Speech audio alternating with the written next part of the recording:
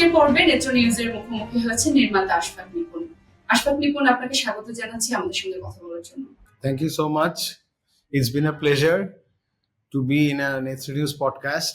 আপনাকে আমরা দেখেছি বিগত বছরগুলোতে সম্ভবত একমাত্র নির্মাতা যিনি আসলে একের পর এক বিচার বহির্ভূত হত্যাকাণ্ড, বলপূর্বক অন্তর্ধান সহ সমাজের এবং রাষ্ট্রের যে কোনো ধরনের ঘটনায় একদম সরব একটা মানুষ হিসেবে আপনার কি কখনো মনে হয়েছে যে আপনার এই অ্যাক্টিভিজম এবং শিল্প সত্তা দুটোকে ব্যালেন্স করতে হচ্ছে? ব্যালেন্স আমাকে তখনই করতে হতো যদি আমি ডেলিবারেটলি কিছু করতে চাইতাম। তাহলে ধরেন আমি চিন্তা করে দেখলাম যে আচ্ছা এখন মেবি হয়তো বলপূর্বক অন্তর্ধান, যেটাকে আমরা বলি যে গুম হওয়া, বা ধরেন বিচার বহির্ভূত হত্যাকাণ্ড যেটাকে এক্সট্রাজুডিশিয়াল কিলিং, অথবা যে কোনো কিছু গণপিটুনি নিয়ে আমি কাজ করেছি, আর অনেক কিছু নিয়ে কাজ করেছি, যে এগুলো very trending topic, so let's make something out of it. তাহলে হয়তো আমাকে ব্যালেন্স করার একটা ব্যাপার থাকতো। আমার কাছে মনে হয় কি যে আমার যেই নির্মাণ প্রক্রিয়া সেটা খুবই অর্গ্যানিক। আমি আগে থেকে স্ক্রিপ্ট লিখে সেটে যাই না, এক ধরনের আইডিয়া মাথায় থাকে অ্যান্ড দেন সেটে গিয়ে করি। সো আমি নির্মাতা হিসেবে বা রাইটার হিসেবে যেই বিষয়গুলো আমাকে ডিস্টার্ব করে, আলোড়িত করে in a very negative way, আমি পজিটিভ ওয়েতে বলছি না, ইন আ ভেরি, বিকজ এই ঘটনাগুলো কোনোটাই আসলে পজিটিভ কোনো ঘটনা না সমাজের মধ্যে।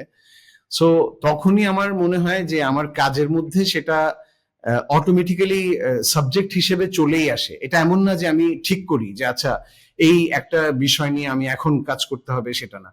কিন্তু হ্যাঁ, অবভিয়াসলি যেহেতু আমি একজন very socially aware, politically aware একজন মানুষ বলে নিজেকে মনে করি এবং নির্মাতা বলেও মনে করি, সেটার একটা ছাপ আমার কাজের মধ্যে থাকে। ব্যালেন্স করার যেই ব্যাপারটা বলছেন, একটা জায়গায় আমাকে মাথায় রাখতে হয় যখন আমি আসলে নির্মাণ করি, সেটা হচ্ছে আমার গল্পটা, বিকজ আমি তো দিন শেষে ফিকশনই বানাচ্ছি, বা আমি দিন শেষে হয়তো একটা সিরিজ বানাচ্ছি, গল্পই বলছি, গল্পটা যেন অ্যাক্টিভিজম না হয়ে ওঠে। মানে গল্পের একটা নিজস্ব চরিত্র থাকে, এটাকে গল্পই থাকতে হবে। যদি কোনো কারণে অ্যাক্টিভিজম গল্পটাকে ছাপিয়ে চলে আসে, তখন সেটা গল্পের প্রতি আসলে সুবিচার করা হয় না।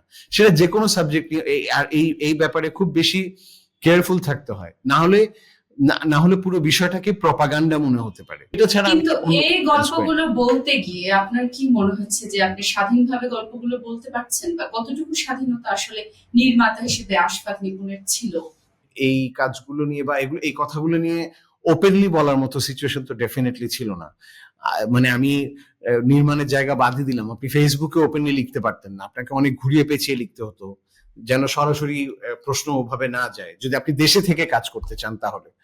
সো অবভিয়াসলি এক ধরনের বাধা তো ছিল, কিন্তু আমার কাছে এটা খুবই, আমি কিভাবে বলবো, এটা খুবই অদ্ভুত শোনাবে যে আমি পার্সোনালি যেটা বিশ্বাস করি সেটা হচ্ছে শিল্পের গ্রোথ হয় আসলে যখন কোন রকমের স্বাধীনতা থাকে না। তখন একজন শিল্পীর জন্য সবচেয়ে শ্রেষ্ঠ চারণভূমি হচ্ছে যেখানে আসলে অপারেশন থাকে। যদিও কথাটা ভেরি কনফ্লিক্ট অফ ইন্টারেস্ট শোনায়, কারণ নাগরিক হিসেবে আমি চাই যে আসলে একটা সুস্থ সমাজ হোক, অথবা আমি যদি বলি যে একটা নিয়মের রাষ্ট্র হোক। কিন্তু যদি শিল্পী হিসেবে আপনি যদি শুধু এখনকার কথা বলছি না, আপনি পৃথিবীর ইতিহাস দেখেন, সবচেয়ে গ্রেট আর্ট গুলোই তৈরি হয়েছে আসলে সাপ্রেশনের সময়, অপারেশনের সময়। কারণ তখনই আসলে একজন শিল্পী নানান ভাষায় কথা বলতে পারে। সবচেয়ে ভালো কার্টুন গুলো আঁকা হয়েছে যখন আসলে নিপীড়ন চলতেছিল, সবচেয়ে ভালো গল্প, কবিতা, সিনেমা নির্মিত হয়েছে আসলে যখন অপারেশন চলছিল, বা আমি যেটাকে বলি যে নিপীড়ন চলছিল। সো অবভিয়াসলি স্বাধীনতা তো ছিলই না, কিন্তু স্বাধীনতা ছিল না, কিন্তু আরেক দিক দিয়ে আমার নিজের ক্রিয়েটিভ স্বাধীনতার চর্চার সম্ভাবনাটা তখন অনেক বেড়ে গেছিল। ধরেন বিচার বহির্ভূত হত্যাকাণ্ড বা গুম নিয়ে, বা যে কোনো সমাজের রাষ্ট্রের কোনো অনাচার নিয়ে আমি ডিরেক্টলি কোনো গল্প বললাম, একদম ডিরেক্ট অ্যাড্রেস করে, তখন কিন্তু দর্শককে ভাবতে হয় না। দর্শক কিন্তু তখন অনেকটা ডকুমেন্টারির মতো দেখতে পারে। কিন্তু যখন আসলে আমি একটু সোজা রাস্তায় না গিয়ে একটু পেঁচানো রাস্তা দিয়ে গল্পটা বলতে হচ্ছে, বিকজ আমার স্বাধীনতা নাই, দর্শকেরও তখন এক ধরনের মেধার চর্চা হয়। সে তখন ডিসকভার করে, আচ্ছা এটা হচ্ছে ওই ঘটনা, আচ্ছা এটা হচ্ছে এই ব্যাপারটাকে অ্যাড্রেস করা। সো আমার মনে হয় কি এই ব্যাপারটা দর্শক এবং নির্মাতা দুইজনের জন্য এক ধরনের মেধার চর্চার সম্মিলন ঘটে আর কি। মহানগর যখন আপনি বানান, তখন আসলে আপনার মাথায় কোন চরিত্রগুলো ছিল, বা কোনো পার্টিকুলার কোনো ঘটনাকে কি আপনি কেন্দ্র করে মহানগর বানিয়েছেন কিনা? একটা পুলিশি রাষ্ট্র হওয়া, মানে যে একদম পুলিশ দ্বারা শাসিত, সেটা রাজনৈতিক দল হোক সাধারণ মানুষ হোক, এটা এটা হয়েছিল মোস্ট প্রবাবলি 2017-18 পরে, যে একদম মানে আর কোনো রাগ ঢাক নাই, যে আসলে পুলিশ তখন যা ইচ্ছা তাই করতে পারে ওই সময়টাতে। তো তখন এই যে পুলিশের যে ভূমিকা, সেটা নিয়ে তো প্রচুর লেখালেখি হচ্ছে, মানে পত্রিকায় যেসব রিপোর্ট পড়ছিলাম আমরা বা দেখছিলাম, সেটা এক ধরনের ইয়ে ছিল। তো আমার মহানগরের আইডিয়াটা আসছিল ওখান থেকেই, যে একদম যদি বেসিক আইডিয়া বলি, আমি আমার একটা ব্যক্তিগত দর্শন হচ্ছে গিয়ে কি, যে বাঙালি দুটো জায়গায় যেতে খুব আনকমফোর্টেবল ফিল করে বা ভয় পায়, এটা আমার ব্যক্তিগত অবজারভেশন। সেটা হচ্ছে, একটা হচ্ছে 5 স্টার হোটেল আর একটা হচ্ছে থানা। এই দুটো জায়গাতে যখনই কোনো বাঙালিকে যেতে, মানে কোনো বাংলাদেশি বা কোনো দেশের মানুষকে বলা হয় যেতে, তখন সে খুব কনসিয়াস হয়ে যায়। 5 স্টার হোটেল হলেও কনসিয়াস হয়ে যায় কি পড়ে যাবে, কিভাবে যাবে, ওখানে কিভাবে কথা বলবে, বা ধরেন তার যদি কোনো প্রাইভেট গাড়ি না থাকে তাহলে গাড়িটা দূরে পার্ক করে এসে তারপরে হেঁটে হেঁটে ঢুকবে, এইসব প্ল্যান গুলা নর্মালি বাঙালি মধ্যবিত্তরা করে থাকেন। আর থানার ব্যাপারে এক ধরনের ভয় কাজ করে, এই ভয়টাকে পুঁজি করেই তো আসলে পুলিশের অপারেশন গুলো চলছিল। সো আমার মনে হচ্ছিল যে এই কোনো একজনকে যদি থানায় পুলিশ নিয়ে যায়, এরপরে কিন্তু আমরা কি হয় সেটা জানি না। এরপরে এটা কিন্তু কোনো পেপারে আসে না যে কাউকে ধরে নিয়ে গেল, এরপরে কি হলো এটা আমরা জানি না। আমার তখন মনে হচ্ছিল this could B a fantastic idea, যে একটা সাধারণ লোককে যদি থানায় নিয়ে যাওয়া হয়, এন্ড থানার মধ্যে 24 ঘন্টা কি চলতে পারে, কি হতে পারে, তার মনস্তত্ত্ব কি হতে পারে, কিভাবে সে এখান থেকে মুক্তি পেতে পারে, আবার পুলিশ তাকে নিয়ে কিভাবে খেলতে পারে, এইটা নিয়ে আমার মনে হচ্ছিল this could B a fantastic topic. এবং সেটা যদি এক রাতের মধ্যে হয়। এটার পেছনে আরেকটা রিজন আছে কি, আমাকে প্রায় সময়, এক সময়, এখন অবশ্য খুব কম হয় এটা, এক সময় আমাকে পুলিশ প্রায় রাস্তায় থামাতো। আমি যখন আসলে বাসায় ফিরতাম কাজ শেষ করে বা দাওয়াত থেকে, চেকপোস্ট হয় না, চেকপোস্টে আমাকে পুলিশ প্রায় থামাতো। এবং থামাতে থামাতে মানে আমি সেম রুট দিয়ে যেহেতু যাই বাসায় ফিরি, পুলিশ থামায় এবং পরিচিত পুলিশজন। তো আমি একবার বলেছিলাম যে, এবং প্রতিবার আমাকে নামতে হতো, আমি বাধ্যগত ছাত্রের মতোই নামতাম, নেমে ব্যাগ ট্যাগ খুলে দেখাতাম। একবার মনে হয় আমি একটু মজা করে জিজ্ঞেস করেছিলাম যে, এই যে আপনি তো আমাকে চিনেন, আমাকে তো প্রতিদিন নামান, কিচ্ছু তো পান না, তো তারপরও কেন নামান? আর এদিকে এরকম আমি তো কোনোদিন আসলে পেপারে কোনোদিন পড়ি নাই যে রাস্তায় যে পুলিশ থাকে ওরা আসলে বিশাল কিছু উদ্ধার করে ফেলছে, মানে ধরেন অস্ত্রশস্ত্র বা মাদক, এগুলো তো উদ্ধার, এটাও তো, তাহলে আসলে বেসিক্যালি পয়েন্টটা কি, আপনারা থামান কেন? এই কথাটা কেন বললাম, সেজন্য আমাকে ওখানে আটকে রেখেছিল প্রায় অলমোস্ট 40 মিনিট থেকে 1 ঘন্টা। আমাকে বলা হচ্ছিল যে আপনাকে থানায় যেতে হবে আমাদের সাথে।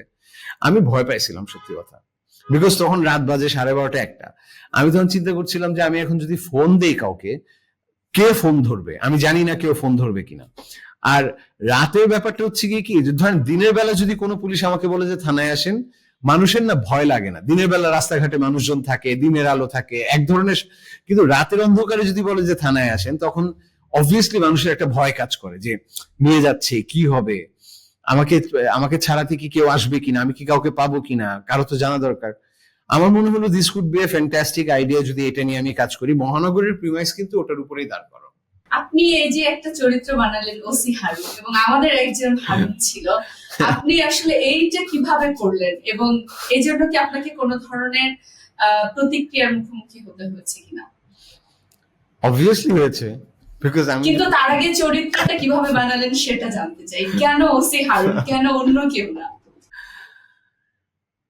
আমি আসলে কিভাবে, এই প্রশ্নটা আমাকে যখন আমি মহানগর বানিয়েছিলাম, এরপরে তো আমাকে নানান ধরনের পুলিশি হয়রানির মধ্যে দিয়ে যেতে হয়েছে। আমি ভেরি সারপ্রাইজিংলি খেয়াল করলাম যে এখন থেকে 4 বছর আগে আমার মেমোরিজে আসছে যে ঠিক আজকের দিনটাই, যেদিন আসলে এইটা প্রচার হচ্ছে, আজকের দিনটাতেই আমাকে প্রথম এসবি অফিসে ডেকে নিয়ে যাওয়া হয়েছিল। এটা আমার ফেসবুক মেমোরিজে আসছে 4 বছর আগে। আর কোইন্সিডেন্টালি আপনি আজকে প্রশ্নটা করছেন যে আসলে কেন, এটার জন্য কি কোনো প্রবলেম ফেস করতে হয়েছে কিনা। সো আমার কাছে মনে হয় হারুন নামটা is a very common Bangladeshi নাম। আপনি প্রতি 5 জন থেকে 6 জনের মধ্যে একজন করে হারুন পাবেন। এই উত্তরটা আমি ওনাদেরকে দিয়েছিলাম যখন আমাকে জিজ্ঞেস, কিন্তু এর মধ্যে কোনো ষড়যন্ত্র ছিল না, তাই তো? ষড়যন্ত্র যদি আসলে বলেই দিই তাহলে তার ষড়যন্ত্র থাকে না, যদি আসলে ষড়যন্ত্র বলেই দিই তাহলে।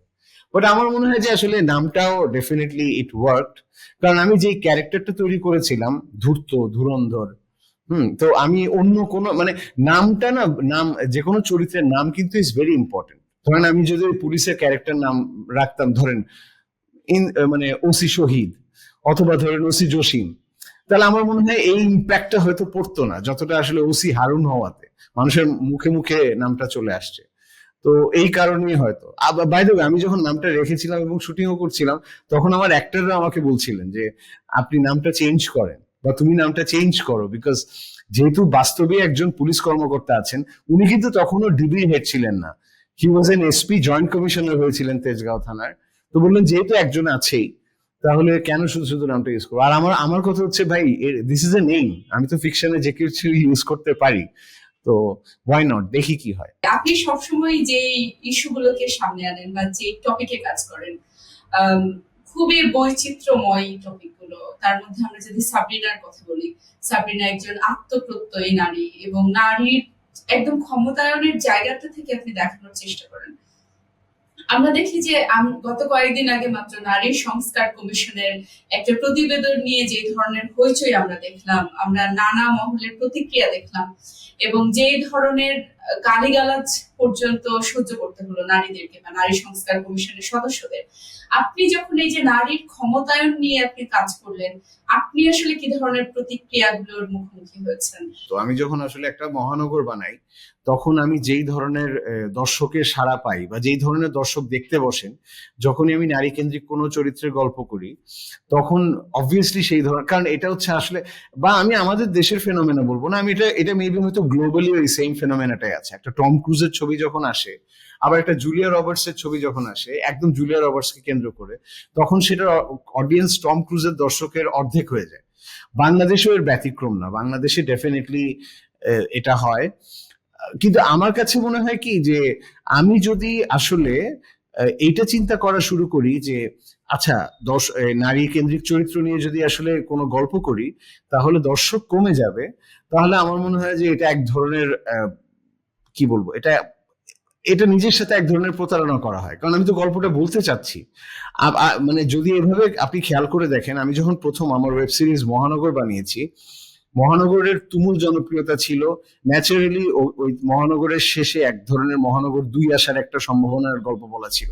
কিন্তু আমি এরপরে বানিয়েছি সাবরিনা, আবার একই সাথে তারপর আমি মহানগর 2 বানালাম। মহানগর 2 বানানোর পরে মহানগর 3-এর একটা আসার সম্ভাবনা এবং দর্শকদের চূড়ান্ত আগ্রহ যে মহানগর 3 দেখবো। এরপর আমি বানালাম জিম্মি, সেটাও একটা নারী কেন্দ্রিক চরিত্রের গল্প, মানে যেটা জয়া হাসানকে নিয়ে বানিয়েছি। তো আমি ডেলিবারেটলি মেক শিওর করি যে আমি যেন ওই পপুলিস্ট ট্র্যাপের মধ্যে না পড়ি। আমার কাছে মনে হয় কি যে আমি যখন একটা মহানগর তৈরি করে আমার এক ধরনের অডিয়েন্স তৈরি হয়, তখন আমার দায়িত্ব হচ্ছে গিয়ে কি, এই ধরেন এত সংখ্যক অডিয়েন্স যেহেতু মহানগরের জন্য তৈরি হয়েছে, আমার পরের কাজটা যদি আমি নারী কেন্দ্রিক করি, তাহলে এখান থেকে হয়তো কিছু অডিয়েন্স হয়তো সেটা দেখবে। সিমিলারলি মহানগর 2 যখন আমি বানাই অনেক বড় স্কেলে এবং আরো বেশি মানুষ পছন্দ করে, তখন অটোমেটিক্যালি আমার মনে হয় যে পরের কাজটা আমি ওই পপুলিস্ট ঘরানাতে না গিয়ে একটু নারী কেন্দ্রিক এই গল্প, নির্মাতা হিসেবে আমার দায় হচ্ছে গিয়ে কি যে একটু পুশ করা, একটু একটু পুশ করা। আমি যদি সারাক্ষণই এই গল্পগুলো বলতে থাকি তাহলে আমি অডিয়েন্সই পাবো না। সো যার ফলে আমি তখন করি কি, হ্যাঁ মহানগর 2 আমার এত এত অডিয়েন্স দেখছে, কাজে ওকে এখন ওখান থেকে কিছু একটু মানুষ জিম্মি দেব। এইভাবে আমি আমার গল্প, মানে নারী কেন্দ্রিক চরিত্রের যেসব গল্প করি, সেগুলোর অডিয়েন্স যেন দিন দিন আস্তে আস্তে একটু একটু করে বাড়তে থাকে। আমার দিক থেকে আমি এই চেষ্টাটা সবসময় করে যাই যে এটা যেন হয়, এবং আমার মনে হয় কি আমাদের সবার এই চেষ্টাটা করা উচিত, স্পেশালি এমন একটা সময়ে যখন একটা নারী সংস্কার কমিশনকে ওপেনলি গালাগালি করা হচ্ছে, একটা নারী সংস্কার কমিশনের গালাগালির প্রতিবাদে যখন নারীরা জড়ো হচ্ছেন, তার নিচে একদম আমি যদি বলি যে একেবারে ডানপন্থী থেকে শুরু করে শহুরে মধ্যবিত্ত অনেক পুরুষ, প্রতিক্রিয়াশীল পুরুষ, তারাও সমানে গালিগালাজ করে যাচ্ছেন। সেখানে আসলে আমার মনে হয় শিল্পী হিসেবে বা সচেতন নাগরিক হিসেবে আমাদের দায়িত্বই হচ্ছে বাউন্ডারিটাকে আরেকটু পুশ করা, কারণ বাউন্ডারিটা ক্লোজ হয়ে আসতেছে। তো আপনি আসলে যেভাবে চরিত্রগুলো বানান, তখন কি আপনি দেখেন একটা শ্রেণী চরিত্র দেখেন যে এক একটা মানুষ, আমি শুধু নারীর কথা বলবো না, সকল চরিত্রের কথাই যদি বলি, এক একটা মানুষ এক একটা স্তরে, সমাজের এক একটা স্তরে থাকে এবং তাদের যে আলাদা আলাদা করে শ্রেণী চেতনা থাকে, এক একজনের তাদের সংগ্রাম লড়াইগুলো আলাদা আলাদা হয়। এই ব্যাপারটা আসলে আপনি কিভাবে করেন? আমার একটা কাজ আছে দ্বন্দ্ব সমাস নামে, সেটা হচ্ছে একই চেহারার দুইজন, একজন হচ্ছেন পুরোহিত আরেকজন হচ্ছেন ইমাম, 2 গ্রামের। এবং একই চেহারার, কোইন্সিডেন্টালি একই চেহারা। আমরা তো জানি যে একটা থিওরি আছে যে পৃথিবীতে 7 জন মানুষের চেহারা একই রকম হতে পারে। সো আমি ওই লিবার্টিটা নিয়ে একটা গল্প বলেছিলাম, দ্বন্দ্ব সমাস নামে, যে এক গ্রামের একজন পুরোহিত এবং দূরের এক গ্রামের একজন ইমাম মুয়াজ্জিন একই চেহারার, এবং যখন আসলে ইন্টারচেঞ্জ হয়ে যায় তখন আসলে এই ধর্ম নিয়ে মানুষের মধ্যে, এই দুই গ্রামের মধ্যে কি ধরনের আসলে প্রবলেম ক্রিয়েট হয়, বা গোড়ামি বা যাই বলি না কেন, সেটা নিয়ে আমি গল্প করেছি। এটা পুরোপুরি গ্রামের গল্প একদমই, এবং সেটার জন্য আমি পুরস্কারও পেয়েছি সেরা চিত্রনাট্যকারের।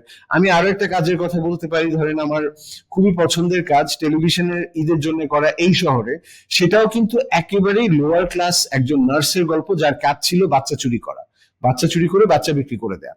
এবং তার মধ্যে কি একদিন একটা বাচ্চা বিক্রি করতে না পেরে ওই বাচ্চাটাকে তার কাছে রাখতে হয় বেশ কিছুদিন, কারণ কাস্টমার নিচ্ছে না, এবং কিভাবে তার ওই বাচ্চাটার সাথে এক ধরনের টান তৈরি হয় এবং সে পেশা থেকে ফেরত আসতে চায়, এটার গল্প বলা আছে। এটা একেবারেই লোয়ার ক্লাসের গল্প। সো আমি কখনো গল্প ঠিক করলে ক্লাস ভেদে গল্প ঠিক করি তা না। আবার এট দ্য সেম টাইম আমার খুব পছন্দের একটা টেলিভিশনের কাজ আছে ভিকটিম, সেটাও হচ্ছে যে হাজবেন্ডের এগেইনস্টে সেক্সুয়াল হ্যারাসমেন্টের অভিযোগ আসছে।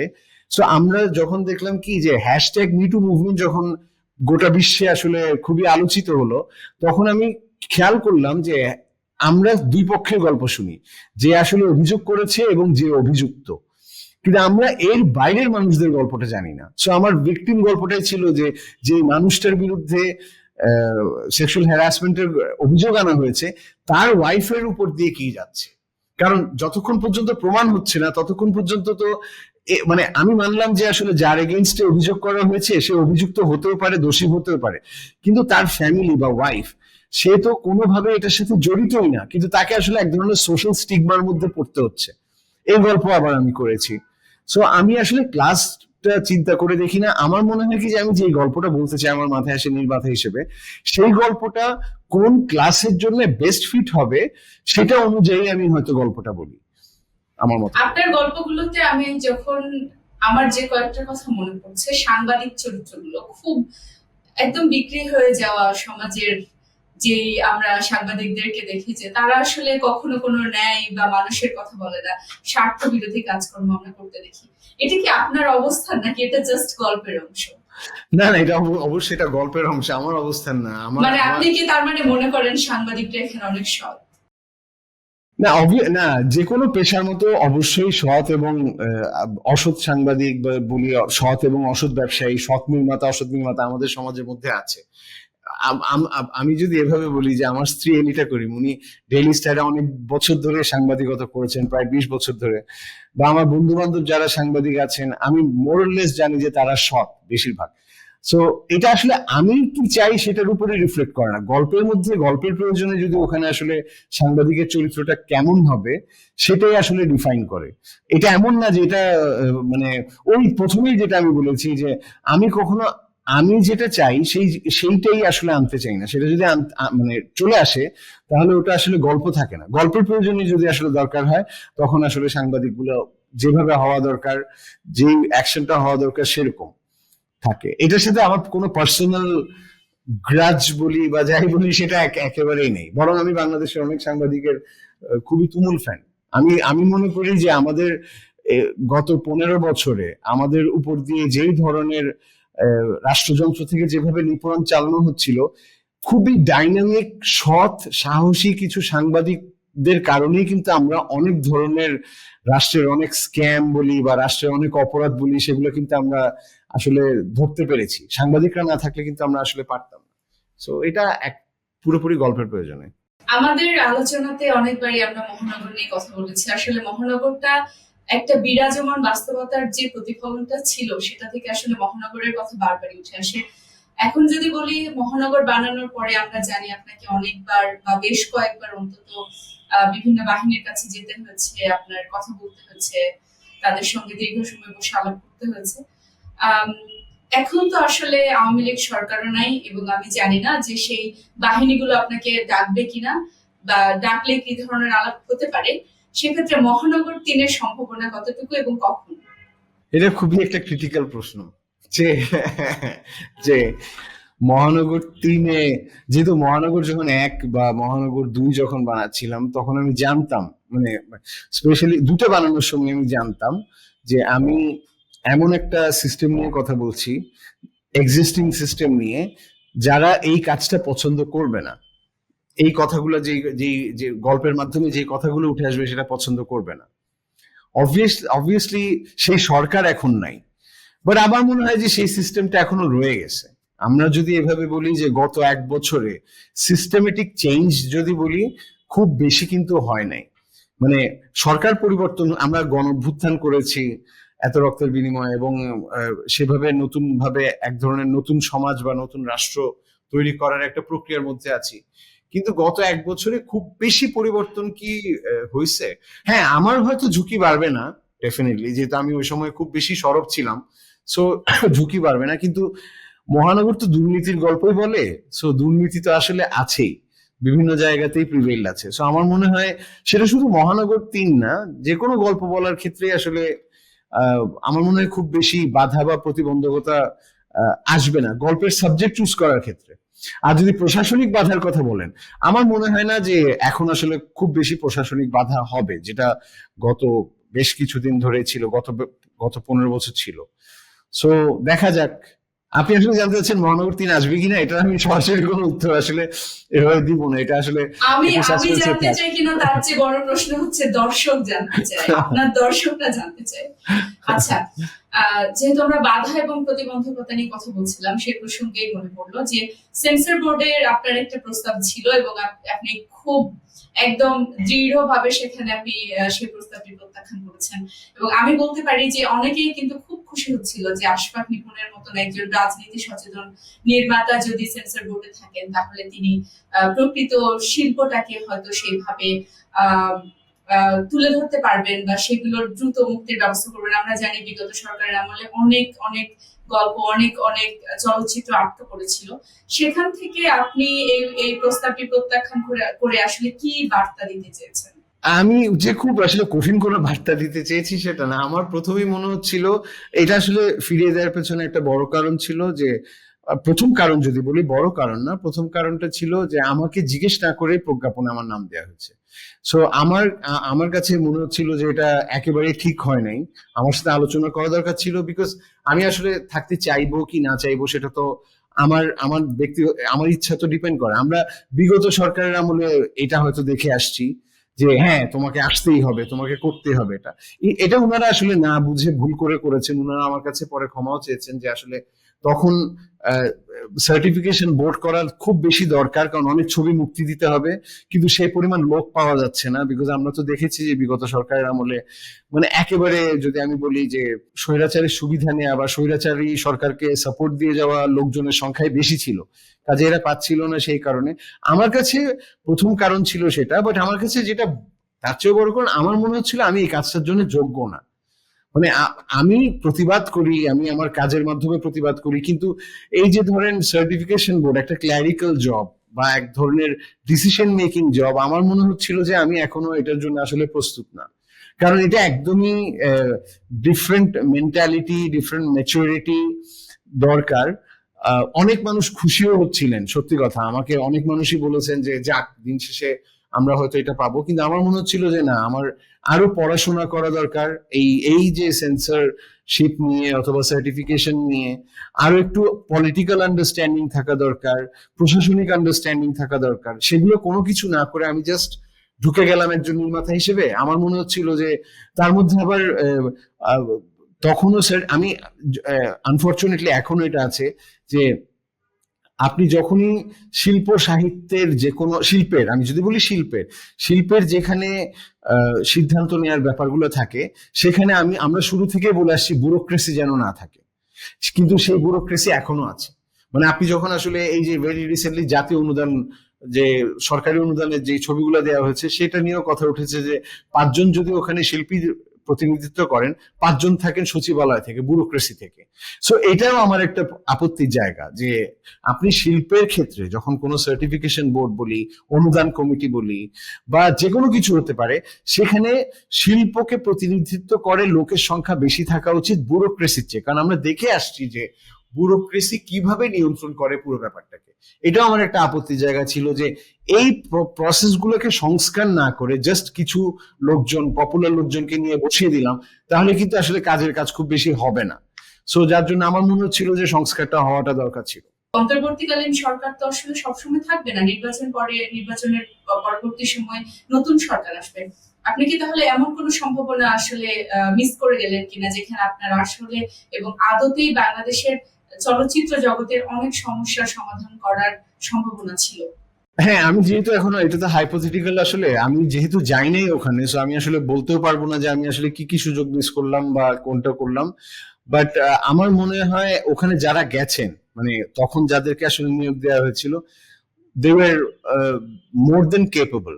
মানে তারা মানে আমি যদি আমার সাথে বলি, আমার মাইন্ডসেটের সাথে বলি, বা আমার আদর্শিক জায়গা থেকে বলি, বা বাংলাদেশের শিল্প সংস্কৃতিতে একটা পরিবর্তন আনার জন্য যতটুকু কাজ করা দরকার বলি, আমার মনে হয় তারা যথেষ্ট যোগ্য ছিলেন। ওখানে আমি গেলে যে আসলে খুব বেশি চেঞ্জ হতো তা না, তাদের মধ্যে অনেকে আবার কিন্তু পদত্যাগও করেছেন। আমরা জানি যে খিজির হায়াত খান পদত্যাগ করেছেন কারণ উনি বলেছেন উনি কাজ করতে পারছেন না।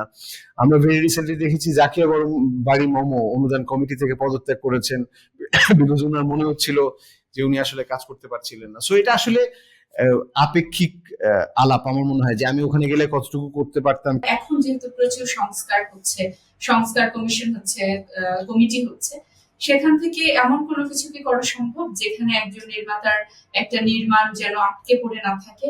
কোনো আইন কানুন, পলিসি, যে কোনো কিছু হতে পারে।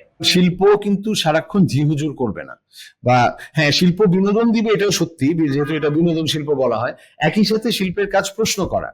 শিল্প কোনো সমাধান দেয় না, শিল্পের কাজ কিন্তু সমাধান দেয়া না, শিল্পের কাজ হচ্ছে প্রশ্নটা তোলা।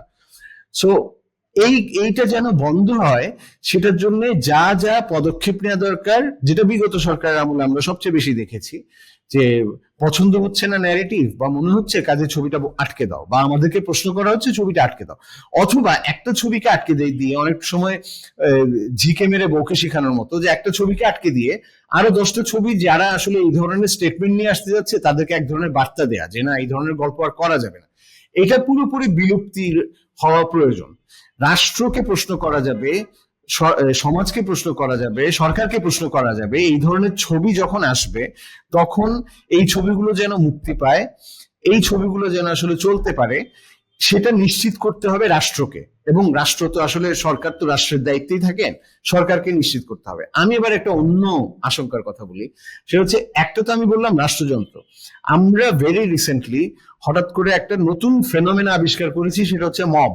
আরেকটা আমার কাছে মনে হচ্ছে যে সামনে হয়তো একটা নতুন ফেনোমেনা আসতে পারে, সেটা হচ্ছে আমি যেই ধরনের গল্প বলতে চাই সেই ধরনের গল্প কোনো পার্টিকুলার গোষ্ঠীর পছন্দ না হলে সেটার বিরুদ্ধে যখন কোন রকমের আন্দোলন বলি বা ঘেরাও বলি, তখন যেন নির্মাতা বা এই কলাকুশলী, বা আমি সিনেমাটার কথাই বলি বা সিরিজের কথা বলি, যেটাই বলি না কেন, সেটা যেন নিরাপত্তা পায়, সেটা যেন ঝুঁকির মধ্যে না থাকে।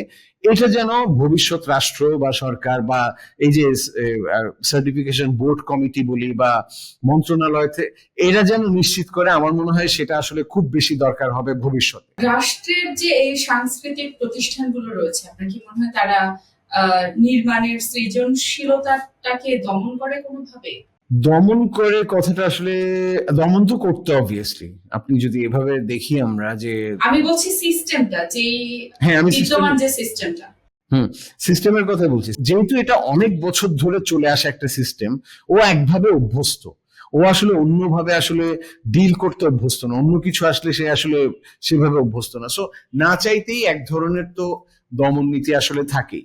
এবং এটা হচ্ছে শঙ্কার বিষয়, আমি যদি বলি এভাবে, যে আমাদের সাংস্কৃতিক সেক্টরটাকে যদি প্রপারলি রিফর্ম করা না হয়, সিস্টেমটাকে, আমি মানুষ বলছি না, সিস্টেমটাকে, তাহলে হয়তো এই সিস্টেমটা রান করার জন্য যে সামনে মানুষজন আসবেন, উনারাও হয়তো সেই আগের সিস্টেমে হয়তো চালাতে চাইবেন, যেটা আমাদের জন্য খুবই আশঙ্কাজনক।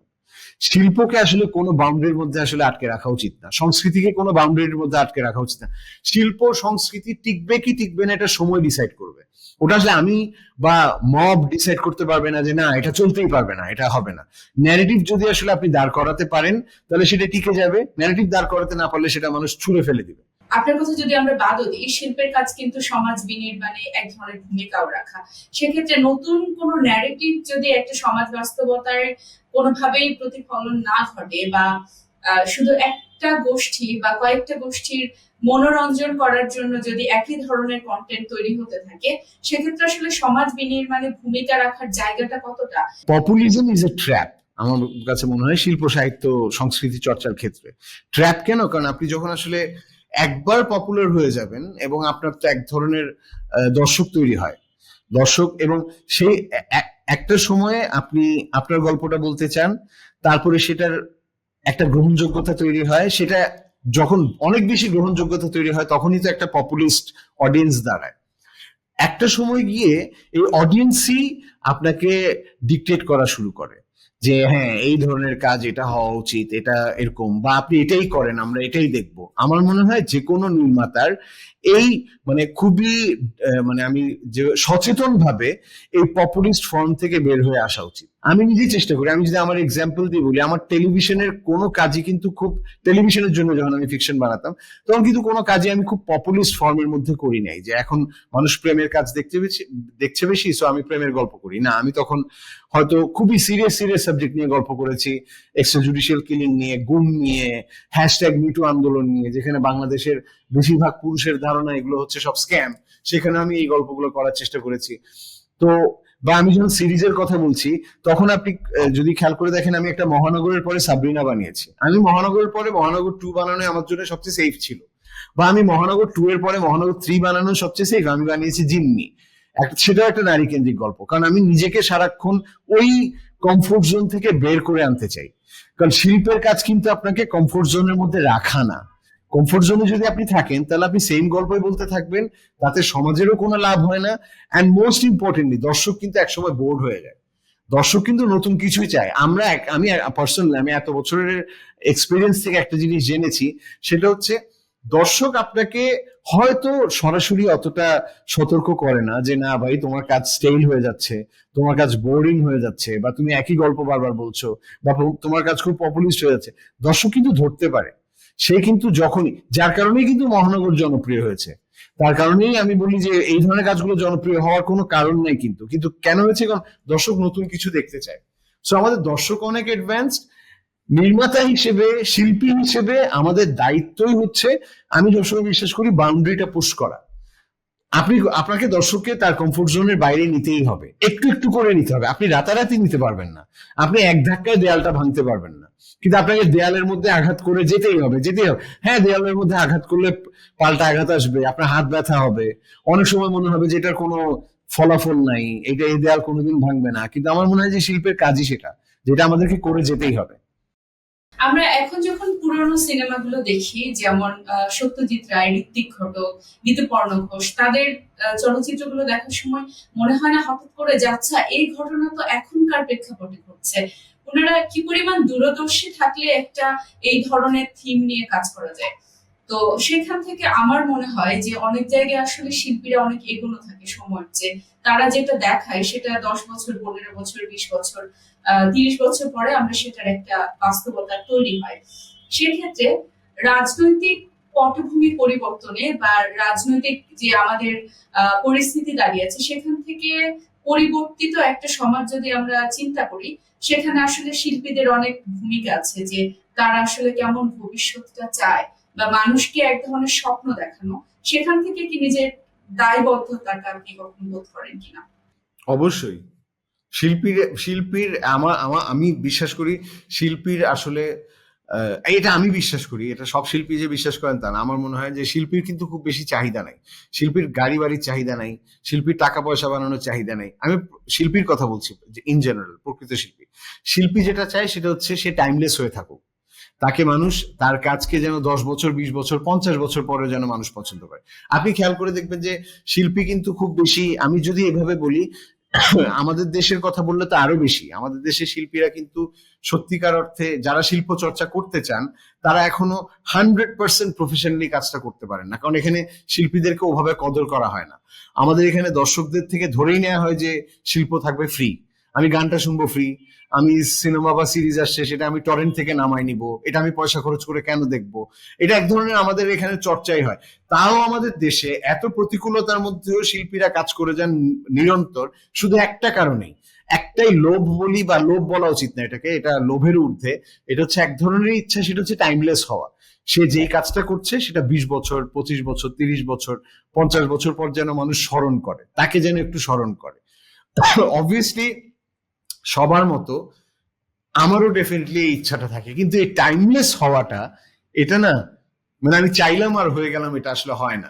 যেমন ধরেন আমি যদি একটা এক্সাম্পল দিই, হীরক রাজার দেশে সত্যজিৎ রায় বানিয়েছিলেন ইন্দিরা গান্ধীর সময়ে, ইমার্জেন্সির সময় বানানো। উনি বানিয়েছিলেন উনার দেশের কনটেক্সটে, উনি এই কাজটা করেছিলেন, কিন্তু উনি উনি মারাও গেছেন। আমরা কিন্তু এই সত্যজিৎ রায়ের হীরক রাজার দেশের স্লোগান, যে দড়ি ধরে মারো টান রাজা হবে খান খান, সেটা আমরা 2024-এর যে সবচেয়ে বড় গণ অভ্যুত্থানটা হলো সেখানের মধ্যেও স্লোগান আকারে দেখেছি। সো এটা উনি কিন্তু জানেনও না, উনি তো মারা গেছেন, উনি নাই। কিন্তু দেখেন এই যে টাইমলেস হওয়ার যেই ব্যাপারটা, যার ফলে ওটা কিন্তু রয়ে গেছে আমাদের এখানে। আমরা এই ধরনের গান, এ খাঁচা ভাঙবো আমি কেমন করে, এই গানটা কিন্তু গাওয়া হচ্ছে। বা ধরেন আমি যদি জহির রায়হানের জীবন থেকে নেওয়ার গল্প বলি, এটা যেই সময় বানানো পাকিস্তান আমলে, আমরা এখনো যে আমরা এ খাঁচা ভাঙবো আমি কেমন করে, সেটা এখনো আমরা দেখতে পাচ্ছি যে কতটা টাইমলেস। এবং এখন থেকে 20 বছর পরে আবার এই ধরনের ক্রাইসিস হবে, আমরা আবার এগুলোর ভেতরেই ফেরত যাব, এগুলোর কাছেই ফেরত যাব, যে এদের থেকে ইন্সপিরেশনটা নিব। এটা হওয়াটা ডেফিনেটলি, এই ইচ্ছা তো, লোভটা তো ডেফিনেটলি থাকে, কিন্তু এটা না আসলে চাইলাম আর হয়ে গেলাম সেটাও না। আমার মনে হয় কি, সততাটা খুব ইম্পর্টেন্ট। কারণ আপনি যাদের নাম বললেন তারা কিন্তু কখনো এটা চিন্তাই করে নাই যে এটা তাদের এই গল্পটা বা তাদের এই সিনেমা, তাদের এই কাজ, এটা আসলে 20 বছর, 25 বছর, 50 বছর পর মানুষ মনে রাখে। তারা আসলে ওই সময়ের দায় মেটানোর জন্য ওই সময়ে ওই কাজগুলো করেছিলেন। এটা একেবারেই সময়ের দায় মেটানো। সো যদি আপনার নির্মাণের মধ্যে সময়ের দায় মেটানোর মধ্যে সততা থাকে, তাহলে এটা টিকে যাবে। আর যদি তার মধ্যে কোনো সততা না থাকে, আপনার যদি মনে হয় যে হ্যাঁ এখন এটা হচ্ছে খুব ট্রেন্ডিং, সো আমি এখন বানাই। যেমন আমি একটা ছোট এক্সাম্পল দিই, যে আমরা তো 2024-এর গণ অভ্যুত্থানের ফলে আমরা একটা একটা নতুন সমাজ পাবো বলে আশা করছি। আমি আমি জানতামই যে এখন প্রচুর কাজ হবে, যে ধরেন নিয়ে, যে হাসিনা ব্যাশিং নিয়ে প্রচুর কাজ হবে, because this is very trending. যে এখন হয়তো অনেক আমরা দেখতে পাবো, আমরা এখন কথা বলতে পারছি না, যে এখন বলতেই থাকবো। সো এর মধ্যে কতটা টাইমলেস হবে এটা ডিপেন্ড করবে কে কতটা সততা নিয়ে বানাচ্ছে সেটার উপরে। সো আমার মনে হয় যে সততাটা হচ্ছে দরকার। টাইমলেস হবে কি না হবে সেটা আসলে সময়ের উপরে ছেড়ে দিতে হবে। একটা বহুল প্রচলিত বাক্য আমরা প্রায় বলতে শুনি, যখন স্পেশালি বিগত বছরগুলোতে আমরা শুনেছি যে আর্ট ইজ ফর আর্ট সেক। যেন আর্টটা হচ্ছে সমাজ বিচ্ছিন্ন, রাষ্ট্র বিচ্ছিন্ন, অন্য কোনো একটা গ্রহ থেকে এসেছে এবং সেখানে সমাজের কোনো কিছু থাকবে না। মানে এই আর্টের সেকটা আসলে কি? আর্ট কি আসলে তার মানে সমাজ রাষ্ট্র নিয়ে কথা বলবে না? না না, অবভিয়াসলি মানে আমার মনে হয় কি, আর্ট ফর আর্ট সেক যেটা হয় সেটা তো সেটা ধরেন এক ধরনের আইডিয়ালিজম আমি যদি বলি, হ্যাঁ। কিন্তু আর্টস ফর আর্টে কি বললেন, সোসাইটি স্টেক যদি বলি, বা দায়ের জায়গাটা, আমার মনে হয় আমি এটাকে এভাবে জাজ করি, এই ক্ষমতা বা এই আগ্রহটা সবার আসলে থাকে না। মানে এটা মানে আর্টস ফর সোসাইটি স্টেক যদি বলি, যে সমাজের জন্য আসলে শিল্পের চর্চা, এইটা করার মতো ম্যাচুরিটি আসলে সবার আছে কিনা সেটার আসলে ব্যাপার। মানে আমি চাইলাম যে আমি আজকে এসে সমাজের গল্প বলবো, কিন্তু আমার সমাজের আন্ডারস্ট্যান্ডিং কেমন সেটার উপর ডিপেন্ড করছে, আমার পলিটিক্যাল আন্ডারস্ট্যান্ডিং কেমন সেটার উপর ডিপেন্ড করছে। সো আর্টস ফর আর্টসেই রিলেটিভলি করাটা আমার মনে হয় যে আসলে সহজ আমি এই অর্থে বলছি যে আর্টস ফর সোসাইটি স্টেক এটা চাইলেই আসলে করা যাবে না। কারণ এটার মধ্যে গ্রুমিং এর ব্যাপার আছে, এটার মধ্যে পড়াশোনার ব্যাপার আছে, এটার মধ্যে আপনার এক ধরনের সমাজ সচেতনতার ব্যাপার আছে। আমি চাইলাম আজকে যে 2টা পেপার পড়লাম, 2টা বই পড়লাম, বই পড়ে চিন্তা করলাম যে না আমি সমাজ বিনির্মাণের জন্য বানাবো, এভাবে আসলে আর্ট হয় না। এটা না আপনার বড় হওয়ার মধ্যে, এটার শিল্পীর বড় হওয়ার মধ্যেই এটা আসলে ডিপেন্ড করে। আমি একটা এক্সাম্পল দিই, আমার খুব ফেভারিট একজন ফিল্ম মেকার আছেন, টার্কিশ ফিল্ম মেকার ইয়েলমাস গুনে, হ্যাঁ। উনি সারা জীবন জেলখানায় কাটিয়েছেন, সারা জীবন। উনি টার্কির এক সময়কার, আমি যদি বলি যে টার্কির টম ক্রুজ ছিলেন, মানে super duper star, he was N actor, উনি অ্যাক্টর ছিলেন, এবং উনি ওই টার্কির ওই সময়কার মেগা স্টার, মানে যত কমার্শিয়াল সিনেমা সবকিছুতে উনি ছিলেন সবচেয়ে টপে, এবং উনার লাইফ কিন্তু খুব ভালো যাচ্ছিল।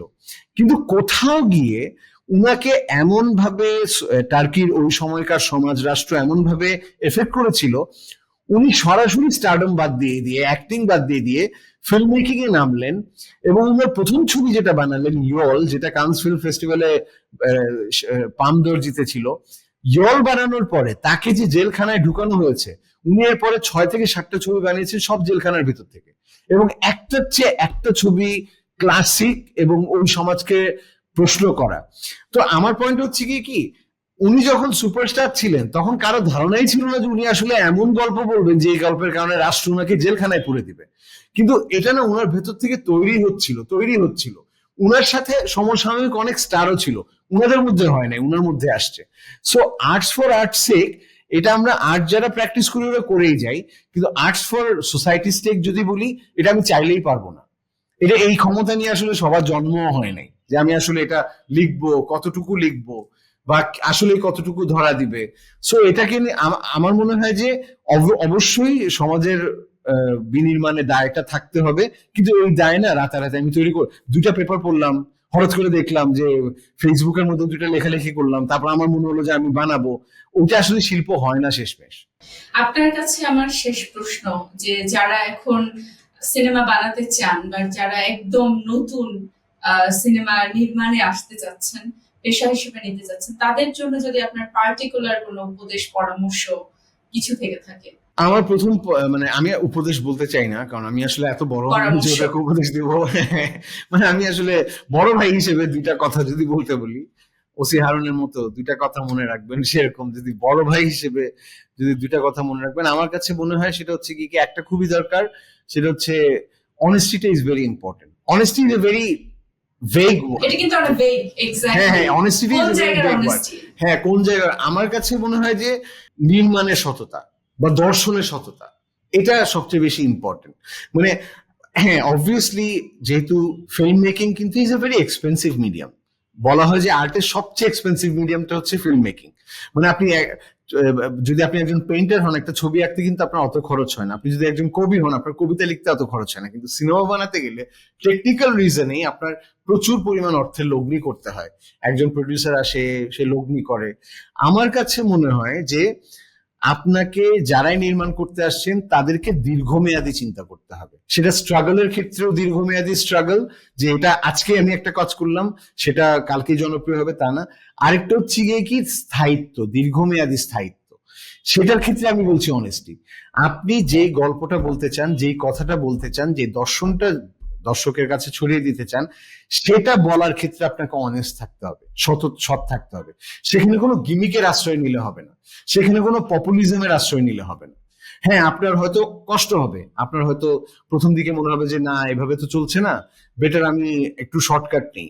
সো ওটা করা যাবে না। আমার কাছে মনে হয় যে সততা হচ্ছে গিয়ে কি আপনার লাইফস্টাইলের মধ্যেও সততাটা থাকতে হবে, আদারওয়াইজ আপনি আসলে পারবেন না। মানে তাহলে আপনার কিন্তু আসলে দীর্ঘমেয়াদী হবে না। আপনি রাতারাতি হয়তো কিছুটা জনপ্রিয় পাবেন, তারপর আবার আপনি হারায় যাবেন। সো সততাটা খুব ইম্পর্টেন্ট, যে আপনি যে নির্মাণটা করছেন সেখানে সৎ থাকেন।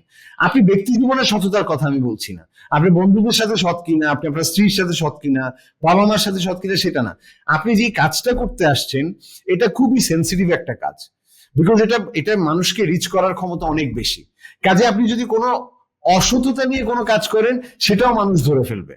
সো এইখানে সততাটা ইজ ভেরি ইম্পর্টেন্ট। আর সেকেন্ড থিং আমি যেটা বলবো সেটা হচ্ছে যে পপুলিজমের চক্করে না পড়া, মানে পপুলিস্ট হওয়ার চক্করে না পড়া। ফেসবুকের কল্যাণে এটা আমরা একটা খুবই, ফেসবুকের কল্যাণে আমি যদি বলি, সামাজিক যোগাযোগ মাধ্যমের কল্যাণে আমরা এমন একটা সময়ের ভিতর দিয়ে যাচ্ছি যে এখানে সবাই খুব তাড়াতাড়ি পপুলার হতে চায়। মানে বাংলাদেশে কিন্তু ডিরেক্টররা কখনো ফোরগ্রাউন্ডে ছিল না, সবসময় স্টাররাই, এখনো ফোরগ্রাউন্ডে স্টাররাই, বাট স্টিল মানুষজন ডিরেক্টরদেরকে চিনতে পারছে হয়তো এটা। সো এই যে পপুলার হওয়ার জন্য, যে আমি আজকে পপুলার হয়ে যাব, এই পপুলিস্ট হওয়ার যে চক্করটা, সেখান থেকে বের হওয়া, সেটা খুব বেশি দরকার। সেটা যদি না থাকে, সে যদি পপুলার হওয়ার থাকলে সে অটোমেটিক্যালি পপুলার হবে। পপুলার হওয়া কিন্তু কারণ নিজের উপরে ডিপেন্ড করে না। আপনি যদি আপনার জায়গাতে সৎ থাকেন, আপনি কোথাও না কোথাও কোনো না কোনো সময় আপনি পপুলার হবেন। সেটা হয়তো ছোট নম্বরের মধ্যে হবেন, একদিন হয়তো বড় নম্বরের মধ্যে হবেন। আমি নির্মাতা বা রাইটার হিসেবে একটা জিনিস বিশ্বাস করি যে আমি যে মুহূর্তে কোনো গল্পের আইডিয়া আমার মাথায় আসে, সেই মুহূর্তেই সেটা দেখার দর্শক কিন্তু অলরেডি তৈরি হয়ে যায় পৃথিবীতে।